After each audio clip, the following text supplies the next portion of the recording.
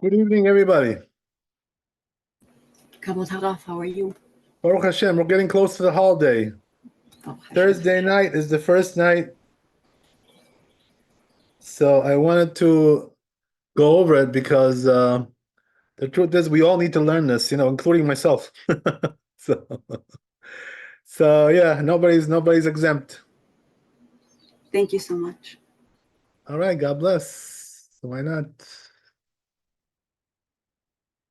See, learning it this way is much more in depth, so it's really a treat. If you appreciate learning halacha in depth, this is a treat. Okay, so Good to see you back. God bless. Thank you so much. All right, so here we are. Here we are.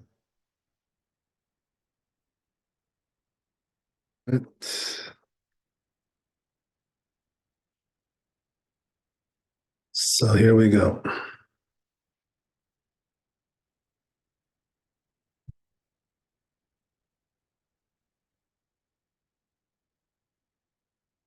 Okay.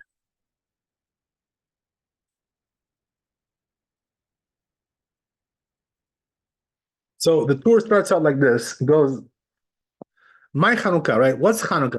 What is it all about, right? What's Chanuka? So it says that the Tanya, it says in the Braita, right? By the way, where is the Gemara on the Chanukah?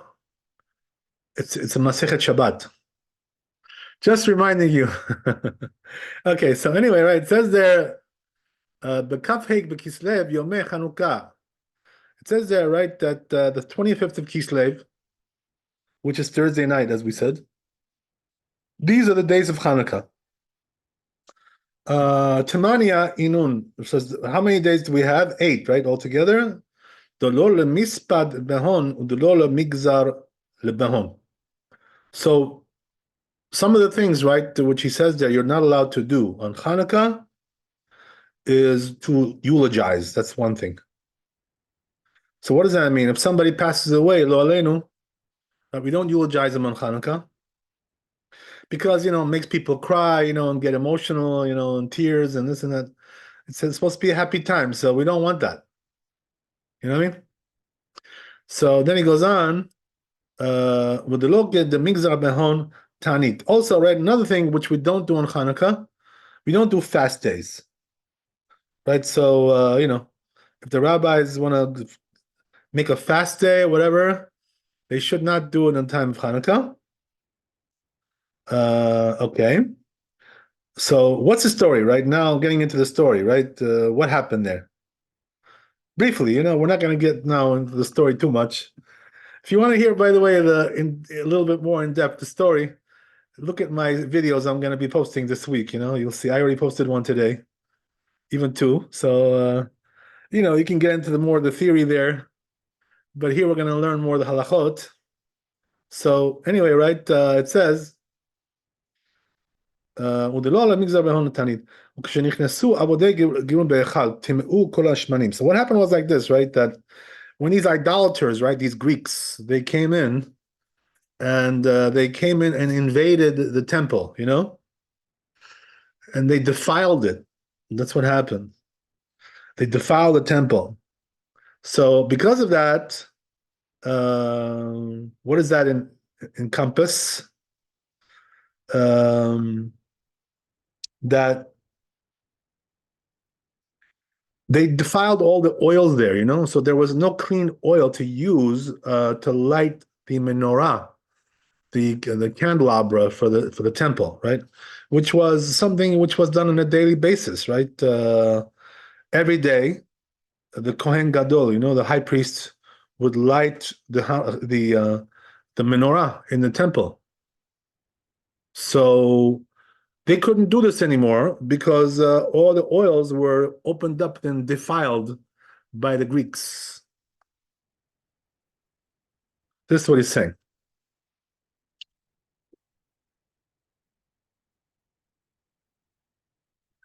So then, right, moving along.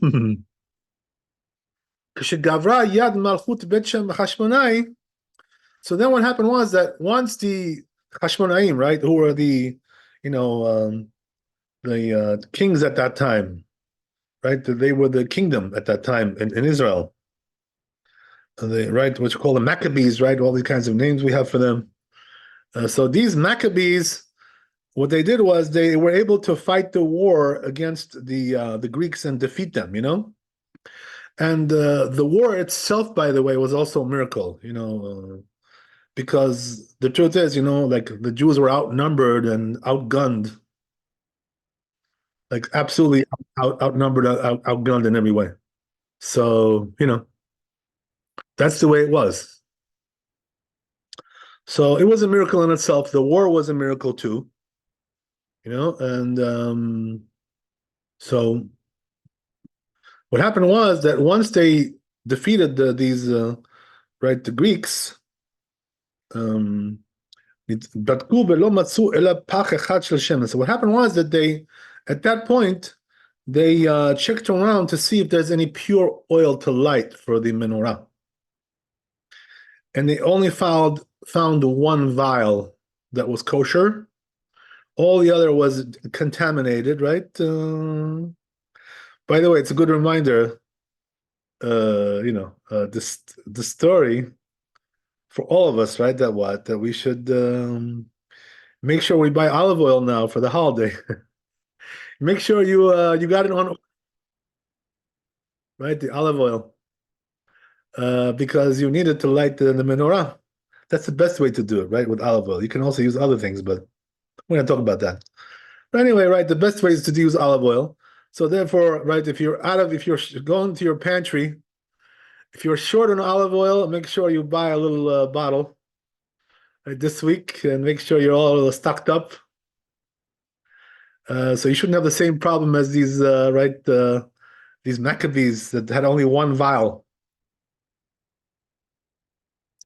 So אלא אחד של שמן שהיה חתום בחותמו של כהן גדול. So what happened was that this vial that they found, how did they know it was kosher?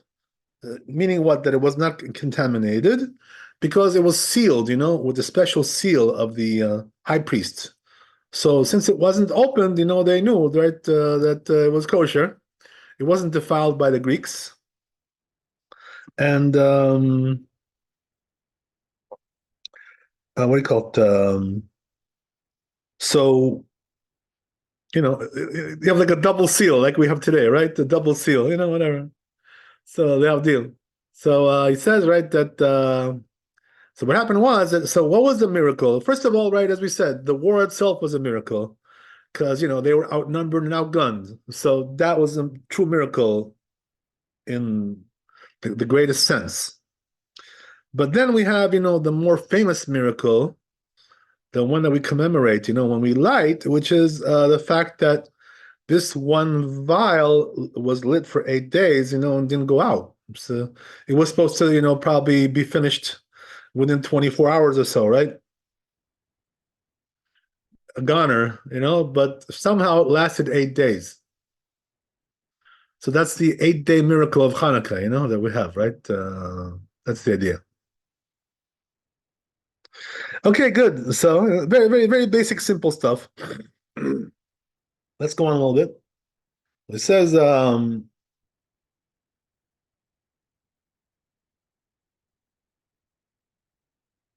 so he says, right, that what happened was that once they had this miracle of the 8 days, the year after, right, says the tour, they already turned into a holiday. The sages decreed, that this was going to become like official holiday. That's what happened, right?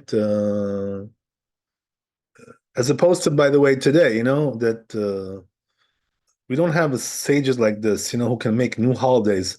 So the Chazon Ish used to say, Al Shalom, we have no power to make new holidays today, So you can't say, oh yeah, well, I'm going to celebrate this day and that day, the day that this happened and the day that happened.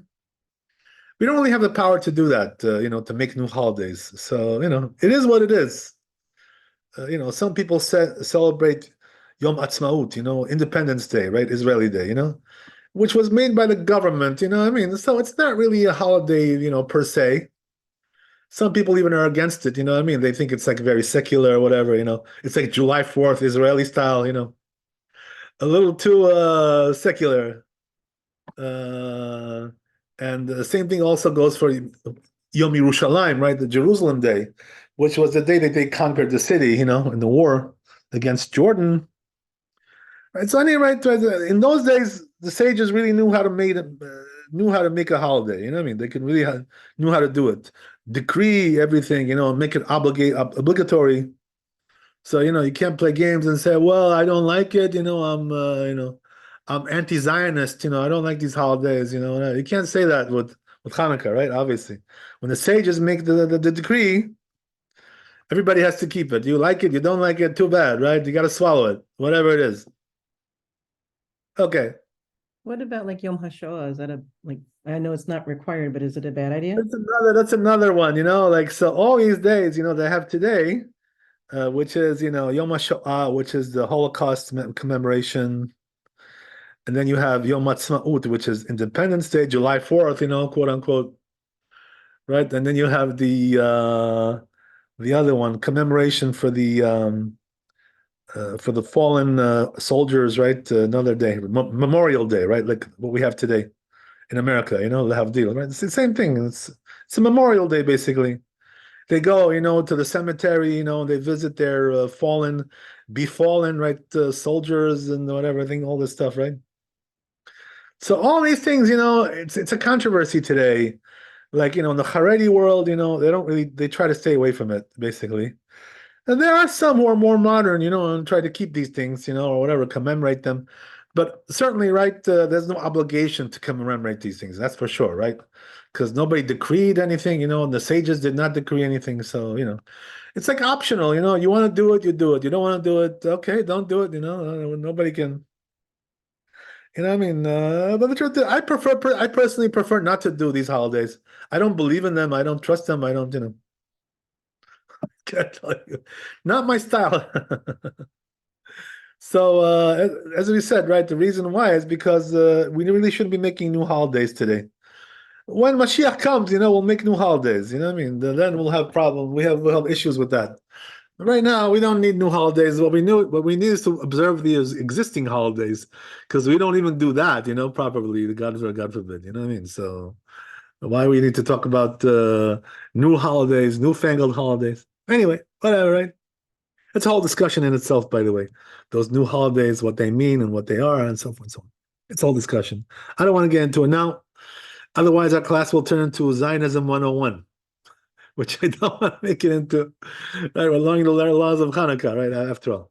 Okay, so anyway, right, let's go back to our discussion. So, as we said, right, they commemorate the year after they already commemorated the holiday and you know turned it into official holiday. So the question is now, right, what does the holiday entail? I mean, what do we do during the holiday, right? That's the question. So it says, right, Chet Yom Tov B'Halel. So they made 8 days of holiday of Hanukkah, right? 8 days. So that means since we're starting, right, Thursday night, so we're gonna go 8 days, right? Which is gonna be until the next week, right? As you know. So it'll be only one Shabbat with this Hanukkah. It won't be 2 Shabbats. Sometimes you get 2 Shabbats. So anyway, right? What do we do? Behalel behoda'ah, right? So what does that mean? We praise Hashem, right? The praises we say for the victory that He gave us. You know. So what kind of praises are we talking about? Like it says, right? Hallel. You know, we read Hallel. You know, we do that every day on Hanukkah. You know, full Hallel. The women are not obligated to read Hallel. If they want to, they could, you know, but they shouldn't bless on it because they're not obligated. Anyway, Thanksgiving, right? It's a time of Thanksgiving. Perush lomar bahen Hallel v'lodot. And also, right, the other thing is that we say Al Hanisim, right, which is in the Birkat Hamazon and Amidah, right? We say over there Al Hanisim. So these are the 2 praises that we say to Hashem, the main praises in Hanukkah. לומר בהן הלל והודות, לומר לו על הניסים והודאה, אבל נותרין הן בעשיית מלאכה. But the sages didn't decree, more things for this holiday. So what does that mean? They didn't decree that you have to stop working, cessation of work, right? So you can go to work if you have a job, just go to work and do your job as usual, right? No difference, If you can try to get off a little bit early, that's good, it's a bonus, right? That's good. So we do work on Hanukkah, even though we're going to see later on, right? In here, he's going to say it right now. But there is a custom for the women, right? That what? That they don't work during the lighting of the candles. So during that half hour, that the candles are lit, they shouldn't be doing jobs at that time. What jobs are we talking about? Like, going down to the laundry room, right? And putting the coins in there, whatever, the card. And putting on the laundry machine. That's labor, right? Doing laundry is labor. Although it's a machine, right? Nevertheless called labor. So therefore, right, the lady should not be doing things like this during the half hour that the candles are lit. Talking about, as we said, right? They shouldn't be. Also, they shouldn't be. As we said, they shouldn't be doing laundry. They shouldn't be doing other things. So some ladies, what they do is they ask their sons to put the machine on. If you have a good, good reliable son, or whatever. So what you tell him is, my dear son, I love you so much. Can you please go downstairs and put on the laundry machine, whatever, right? Do me a favor. I can't do it, so you can do it for me. Be my shliach, be my right, my emissary. So that's the way you do it, if you want to circumvent this custom. But as a general rule, the women should not be working, what I mean? So meaning what? Also, they shouldn't be cooking at that time, So if you want to make dinner, don't do it during the Hanukkah candle time, which is a half hour. The basic time is a half hour. After that, it's already over. Even though the candles are still lit, the half hour is the minimum, So that's what we have to watch out for. So that half hour, the ladies have a custom not to do labor. That's what we're saying, right? That's the idea. Okay. So he says right here in the tour, you shouldn't be lenient about this. The lady should be stringent about that. So there you go, right? It is what it is. Right? Okay, let's go on a little bit. It says, "V'gam im yesh mekomot shenohagim isur b'chol hayom." Oh, so he says like this is the tour, Even if there are places where the custom is like to be stringent all day, what does that mean? That women don't work all day. אין להקל להן משום דברים המותרים ואחרים נהגו בהם איסור, אלא אתה רשאי להתירם בפניהם כראום בחנוכה.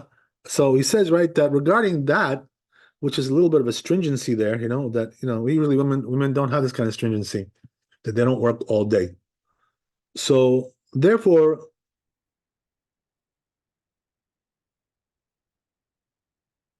so he says the tour regarding something like that, they shouldn't be lenient with them, because something which is allowed, and others are stringent about it.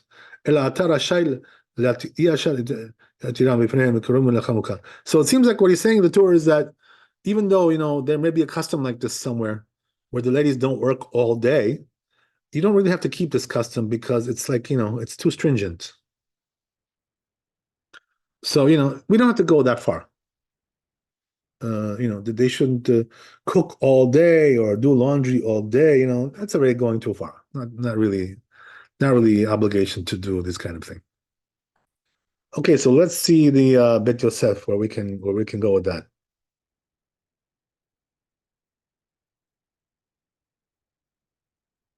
So right, as we said, where's the source for for Chanuka in the Talmud, Perek Mamedlikin, right? It's in Shabbat, Kaf Aleph Amud Bet. Veika lemedak ki chatim bechotamo shel kohen gadol, my have. So the Beit Yosef asked a question over here, right, regarding the Torah's language. He says, the Torah mentioned, right, that as we said, that they found one vial, one jar of oil, which was sealed by the high priest's seal. So Beit Yosef asks, like, what do I care about that? Okay. There you go. This is actually my question too. I had the same question, by the way. The Beit Yosef asked a question. I think it's from the Gemara, this question. Yeah. So it says there like this, like, what do you really care if they opened up the jar or the vial, and they touched the oil? What does it matter to you? It's still olive oil, isn't it? If your kid opened up the olive oil, right? And he poured some out, he touched it with his hand. Does it change it now from what it was before? It's still the same thing as it was before. So what happened, right? If the goy touched it, some Greek guy, some Greek lord, he touched the oil. How does that defile the oil? That's the question that he's asking, So you know why that question stands? Because the truth is that we hold the goy doesn't have tumah, doesn't have impurity, like a Jew does. So if a goy never becomes impure, ritually speaking, right, never becomes impure. So how can he make the oil impure? This is the question, that he's asking. Very good question. It was the same question I had myself.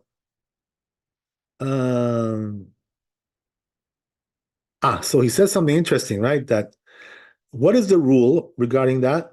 That the goy will only defile this oil if he actually puts his hands inside there, like inside the jar.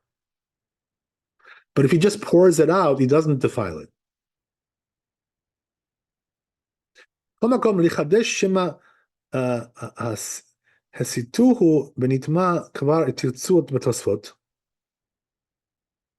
So he tries to answer this question, right? So he says, you know what?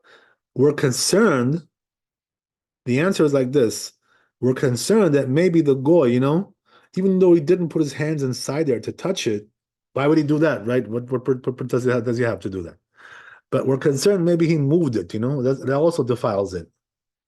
So if he moved it, which is already beginning to sound like, the laws of Yain Nesech, right? Unkosher, non-kosher wine. So it seems like it's a similar concept. So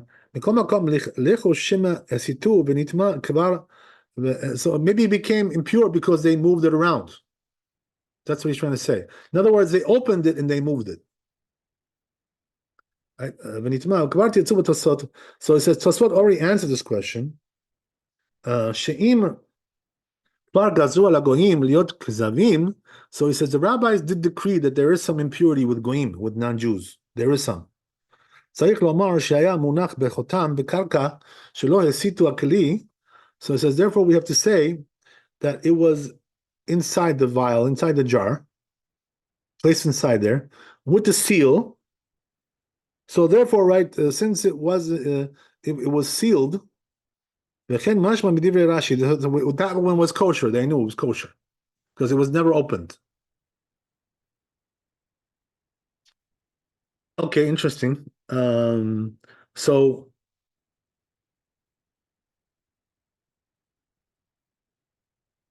it says that's the way it's implied in Rashi also. Watch Katav bechotamo be'atzneo bechotem betavato be'akir shelo nagu bo. Right. So in other words, he's also saying the same thing. Rashi, like Tosfot, they're all agreeing, right, that the reason why that jar was good is because it was sealed. So therefore, even if you moved it, it wouldn't be a problem.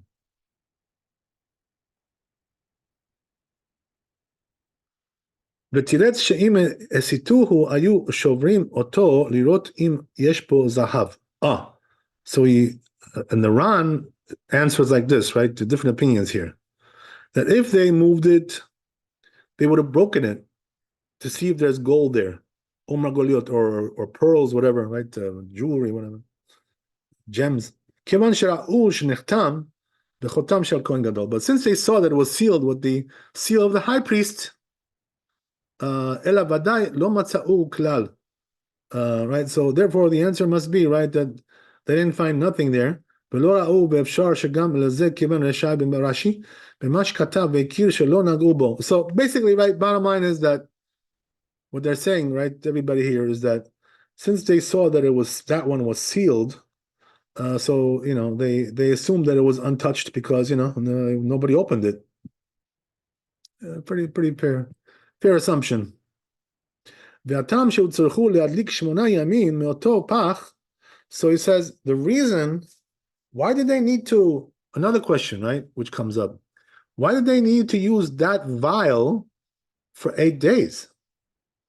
In other words, why don't you bring some new olive oil, from the field, from the orchard, whatever, right? Why do you have to use that one? Go to the olive tree, get some new oil and use that one. What's the problem? Why couldn't they do that? So he says, because at that time all the Jews were impure, because they were doing a war, so they all were killing people. When you touch somebody with a sword, you kill them, you become impure also because you touch a dead body. Today, it's done differently. You know how it's done today, right? They're just bombing them and shooting them, so they don't become impure like that. But in the old days, to kill somebody, basically you have to touch them, more or less. So that's why you became impure. If you killed them with a sword, if you killed them with an arrow, no problem, right? But if you killed them with a sword, so you have to touch the guy. That means you touch the dead body, so you're impure. So meaning what? That it was assumed because of the war that all the Jews were impure at that time. So therefore, there was no solution to go to the olive trees, right? The orchard, whatever, right? And get new olives and press them because the Jews were impure at that time. So why couldn't they purify themselves? Because it takes 7 days, to get purified from the body of the dead. So, by that time, Chanuka would have been over already, right? So there's no way, right? There's no way that, they could have done it on time in order to have, the menorah being lit every night, to have the consecutivity. They couldn't have that. So that's what happened. Okay. So, yeah.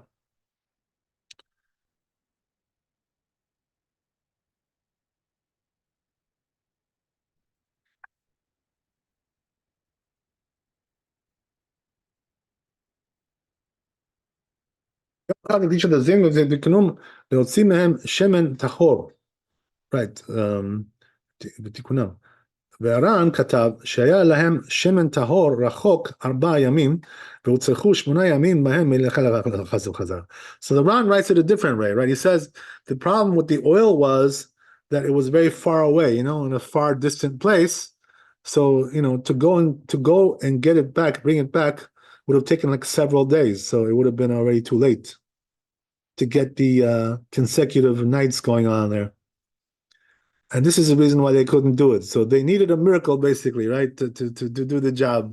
There was no natural way to do it in those days, right? They didn't have planes, they didn't have cars and this and that. They couldn't drive. Okay, so that's the story.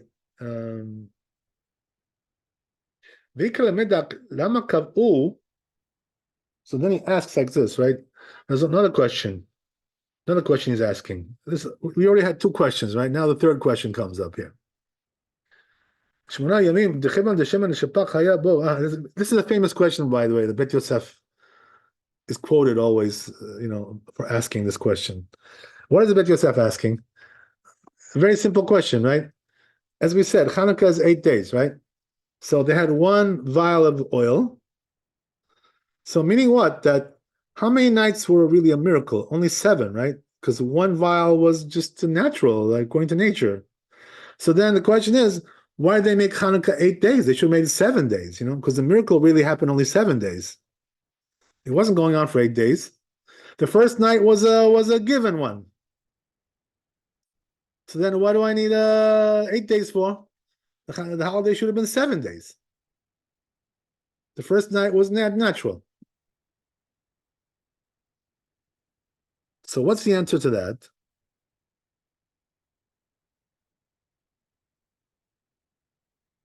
שחילקו שמן שבפח לשמונה חלקים, ובכל לילה היו נותנים למנורה חלק אחד, והיה דולק עד הבוקר, ונמצא שבכל לילות נעשה נס.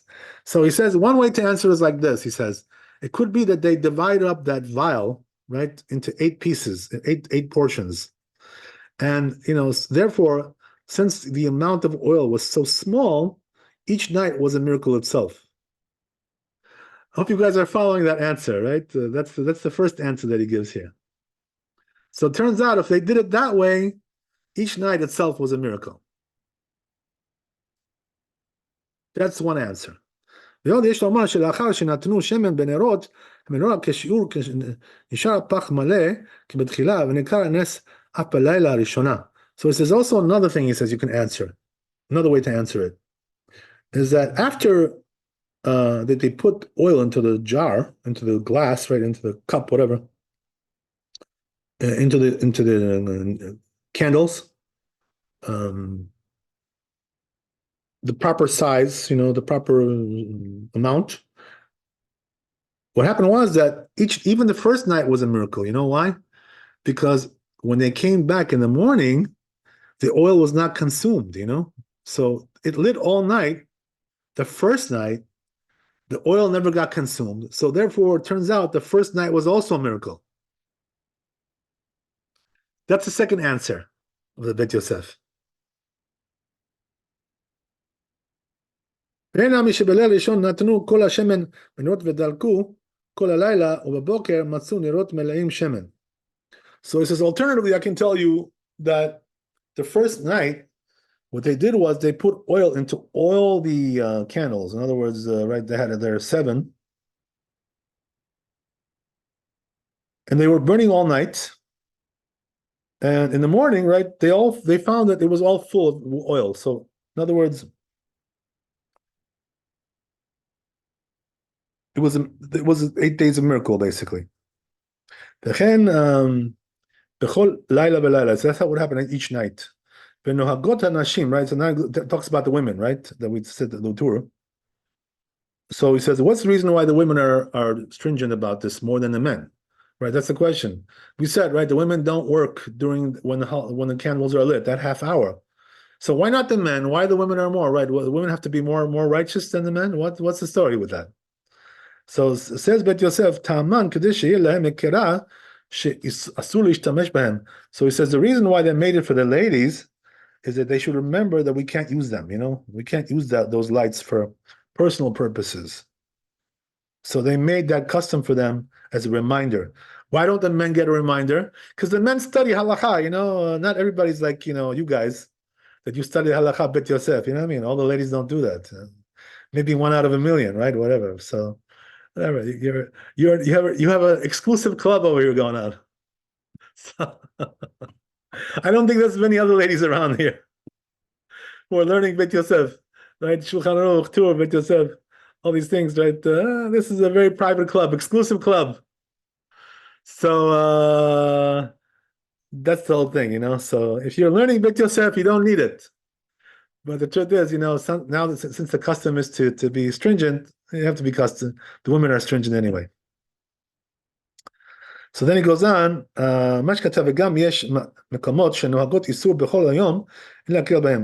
also, as we said, right, that if the women have a custom not to work all day, what about that?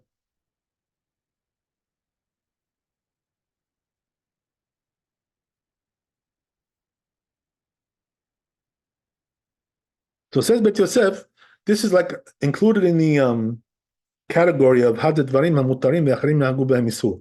There's a concept like this in the Talmud. By the way, this is a very important concept. You should remember this concept because it applies in many areas in halacha and very important to understand it. Where is this coming from?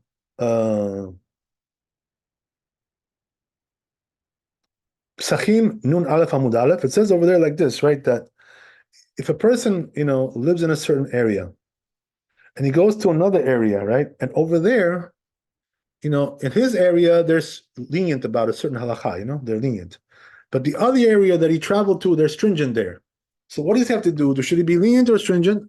So in front of them, he should be stringent because otherwise they're going to think he's like, he's mocking them. So the same thing also over here, you may think, right?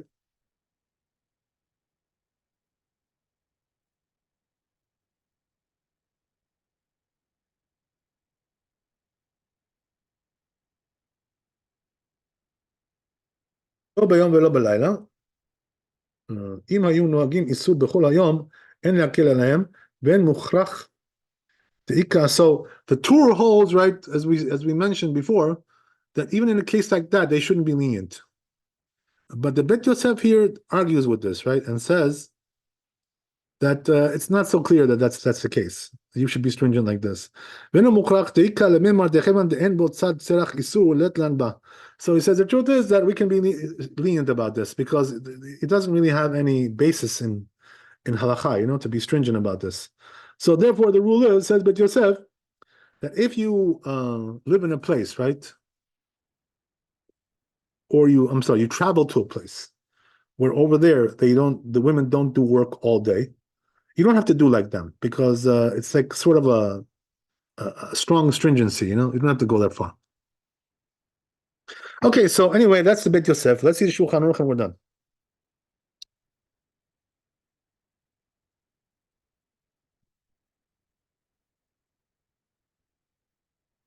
So says Shulchan Aruch like this, right? The Kislev, 25 of Kislev, right? Shmonat Yemei Chanuka. That's when we start the 8 days of Chanukah.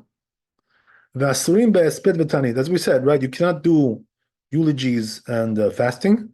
But you're allowed to do labor during Chanukah. V'nohagot anashim shelo la'asot melacha be'od she'nanot delkot. But the women, as we said, right? They don't do the labor so long as the candles are lit. As we said, right? How long does that go? 1/2 hour. So what does that mean? Even if the candles were lit afterwards, right? After the half hour, you don't have to be stringent anymore. Because the mitzvah is already over. Now it's just a nice show, right? A light show for you. Yes. There's no mitzvah anymore.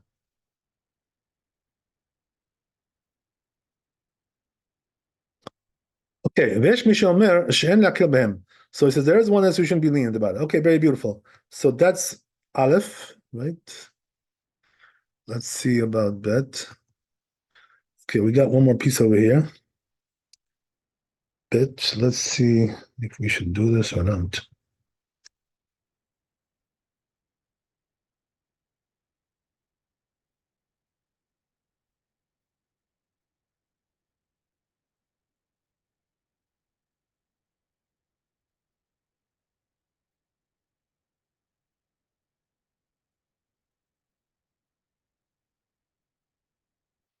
Would you guys like to finish this or stop here? It's like 5 more minutes. No, let's finish it. No? 5 minutes is okay? Yes. You'll To be me, it's good? okay. Okay, good. If everybody agrees, we'll go. Yes. Okay, good. Okay. All right, I'm good. I'm glad everybody's enthusiastic. I'm also excited. I'm excited myself. Okay. All right. So, says the tour over here like this, right? Right? This rabbi used to say, "Shribuya seudot shemarabim behem ahen seudat seudat harishut." So he says the seudot that they do, the meals, on Hanukkah, they're not obligation. So what does that mean? The rabbis also did not make obligation to do seudot on Hanukkah. So if you're going to make like a party, on Hanukkah, right, and make a meal, it's not really a mitzvah so much. We'll see how that works out. It's really like optional, more. So you want to do a seudah, you want to do a meal, fine, no problem. You want to make a party, no problem. We're all for it, right? But there's no obligation to make parties and meals. This is not a part of the repertoire that the rabbis decreed on. That's what he's trying to say here. So he says they only decreed regarding Thanksgiving, and the praises, but not parties and meals. So he says if we do eulogy on Hanukkah, it's only if it's like a big, like a rabbi who's there, in the right there, and then they're eulogizing him. They can do that. So the only person they can eulogize is a rabbi, basically, right? And that's only if he's there in front of them. The dead body, in other words, the corpse is there. Okay, whatever. So hopefully we won't see that, and we'll see better things on Hanukkah. So yeah. So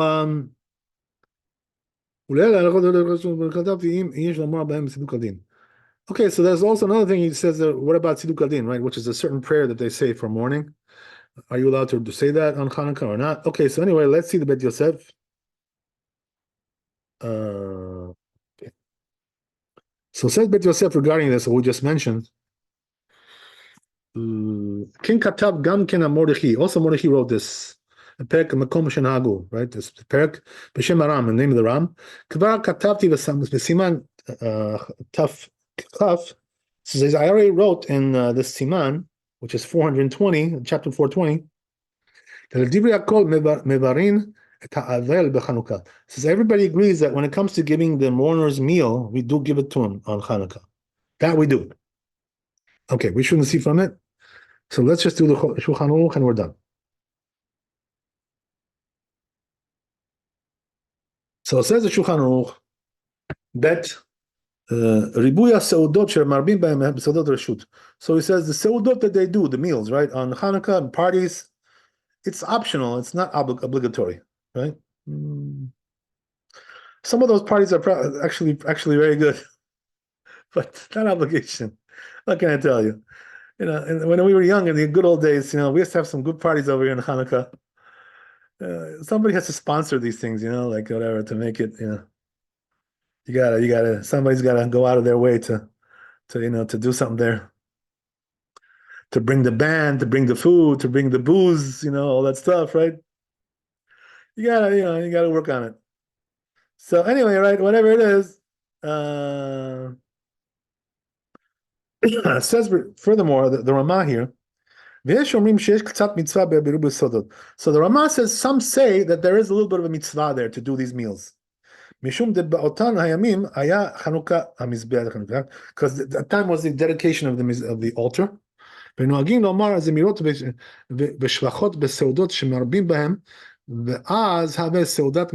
interesting, right? The Ramah says here, like an interesting concept in halacha, which is that if you're doing like a regular meal, okay, and you want to like sanctify it and make it holy, so what do? Sing some songs to Hashem, praises, right? Do some divrei Torah in the meal, right? And that makes it into a mitzvah. In other words, you sanctify the meal by doing sanctified things there during the meal. So then Ramah says there are some who say that it's a mitzvah to do that already at that point. So whatever, right? Either way, it is what it is. And then he says, יש אומרים שיש לאכול גבינה בחנוכה לפי שנעשה בחלב, שהאכילה היהודית את האריה, right? So this is a famous thing, right? That says the Ramah, there are those who say that it's a mitzvah to eat like dairy foods on Hanukkah, right? Dairy. So why dairy? Because Yehudit, this lady who killed that Lord, by chopping off his head, did it by, giving him milk to drink, and that made him, drowsy, fell asleep, and then she chopped off his head and, paraded it around to show people, whatever. So it's a whole story there, right? Whatever. I'm not going to get into it. Look at the videos that I did on that. You'll hear about that. But anyway, right? The point is that so there is a custom, to eat because of this dairy foods on Hanukkah. And people will also mention to you, right, that of course the sufganiyot, the donuts, right, which are made with oil to commemorate the oil, and the latkes, the Ashkenazim have, the potato starch, That's also made with oil. So it's like a similar concept, all that stuff, right? The Sephardim like to have more like these, these donuts. The truth is, the real Sephardim, they eat those, like those middle ones. The ones who are not the round ones, the ones that are filling up the hole. The zippolis. What do they call those? Right? The Italians, whatever they call those. All kinds of names they have. Whatever. Anyway, right? So anyway, they eat that stuff. What do? They take dough, right, and make it a little bit sweet and fry it in oil, and that's the sufganiot, that they eat, or latkes, right, as we said, like potato starch, fry it up in oil. So again, right, as we said, make sure you got some oil going on, in Chanuka, because you're gonna need some oil to light the menorah, to fry all the foods, right, all that stuff. So make sure you got everything handy. Okay, nice to see you. Bezat Hashem, see you tomorrow, God willing. Be blessed with wealth, health, happiness.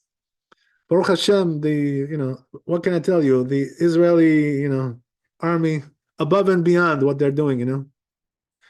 Nobody like them, what can I tell you? The job that they're doing over there, no other army can do that in the world. Nobody, what they're doing there. Hashem has blessed them, with power, with grace, with right, with strength, with might, because he's on their side, that's what it's all about,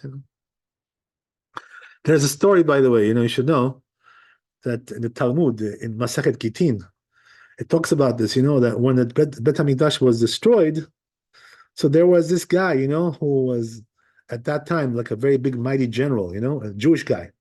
So he was very mighty, and he was defeating the Romans like left and right. They couldn't catch him, So he was defeating the Romans, all the armies, destroying them, wiping them out. So what happened was that, he thought that the might came from him. He didn't realize that the might came from Hashem, So one day he asked Hashem, he says, you know what? The Jewish army is so mighty. It was very mighty at that time too, the Jewish army, probably more than now. But, they say, each soldier in that time, he had to be so mighty that he could have to uproot a tree with his bare hands, You got to be a pretty strong guy to do that. So, this guy, he had like an army like that. Each soldier was like that. So he told Hashem, he prayed to him, he says, we don't need you to come with us in the war. He said, we can do it ourselves, So once Hashem heard him that he said that, he asked Hashem not to come into the war. So he lost the war, He didn't realize that the might was coming from Hashem. It wasn't coming from the physical might. So we always have to remember that, right? So that's the whole thing, Always have to remember. The might comes from Hashem. Adonai ish milchama. Hashem is the man of war. Amen ve'amen. Laila tov. Chazak baruch. See you tomorrow. Bezat Hashem. All the best. Kavod ha. Thank you so much. Bye bye. Thank you, Rabbi.